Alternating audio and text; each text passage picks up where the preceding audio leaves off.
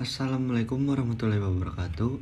Perkenalkan, nama saya Muhammad Wiki Kurbandanu dengan NIM C2C021-053 dari kelas reguler B S1 Informatika.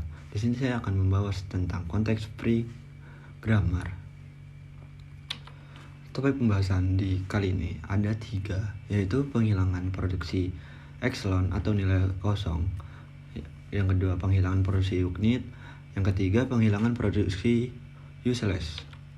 Apa itu CVG? CVG adalah konteks free grammar, adalah tata bahasa formal di mana setiap aturan produksi adalah dalam bentuk A ke B, di mana A adalah memproduksi dan B adalah hasil produksi. Batasannya hanyalah ruas kiri adalah sebuah simbol variabel dan pada ruas kanan bisa berupa terminal simbol variabel ataupun epsilon atau nilai kosong.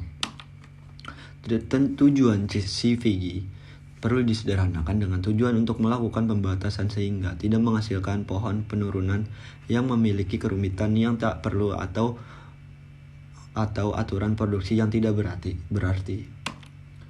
Penghilangan produksi epsilon. Produksi epsilon adalah produksi yang menghasilkan epsilon atau produksi kosong. Contoh, A menghasilkan epsilon atau produksi kosong. Contoh, S, B, C, A, D. A menghasilkan epsilon. Keterangan, A di atas bernilai 0 label, sedangkan A menghasilkan epsilon, satu-satunya produksi dari A, yaitu epsilon. Proses penggantian A epsilon dihapus karena tidak ada nilai atau kosong, karena yang diproduksi adalah kosong. Sedangkan S, B, C, A, D menjadi S, B, C, D.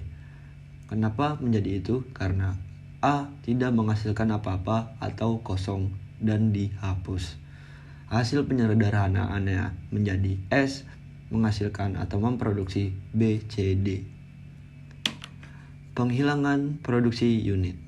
Produksi unit adalah produksi yang dimana ruas kiri dan kanan aturan produksi hanya berupa satu simbol variabel. Contoh, S menghasilkan A menghasilkan B, C menghasilkan D. Contoh, S memproduksi SB, S memproduksi C memproduksi D, C memproduksi EF, D memproduksi DD. Proses penggantian C memproduksi D, C memproduksi D. Mengapa begitu? Karena C menghasilkan D dan D itu menghasilkan DD. Jadi kita sederhanakan menjadi C menghasilkan DD karena akhir dari semuanya itu menghasilkan DD yang diawali dari C dan diakhiri dengan DD. Jadi di situ di tengah itu kita hilangkan D-nya. Yang kedua, S menghasilkan C atau memproduksi C menjadi S menghasilkan DD atau EF. Mengapa begitu? Karena S menghasilkan C dan C menghasilkan D dan EF, dan D sudah diganti menjadi DD, sedangkan C menghasilkan EF. Dan situ kita menghilangkan C-nya, yaitu menjadi hasil dari semuanya, yaitu akhirnya yaitu yang diproduksi di akhir yaitu DD dan EF. Jadi penggantiannya yaitu S menjadi atau memproduksi DD dan EF. Hasil penyederhanaannya S sama dengan SB, S sama dengan DD EF, C sama dengan memproduksi DD, C memproduksi EF, D memproduksi DD. Penghilangan produksi useless. Produksi yang memuat simbol variabel yang tidak memiliki penurunan yang akan menghasilkan terminal-terminal seluruhnya. Produksi yang tidak akan pernah dicapai dengan penurunan apapun dari simbol awal. Contoh, S memproduksi A, SA, A, B, D, B, D, E. A menghasilkan atau memproduksi A, D, A, B memproduksi BB dan A. Keterangan, Simbol variabel A tidak memiliki penurunan yang menuju terminal sehingga dapat dihilangkan.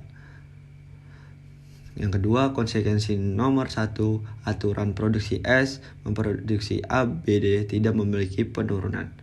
Hasil penyederhanaannya yaitu S menghasilkan A, S, A, B, D, E, dan B menghasilkan B, B, dan A. Sekian dari saya. Terima kasih, kurang lebihnya mohon maaf. Wassalamualaikum warahmatullahi wabarakatuh.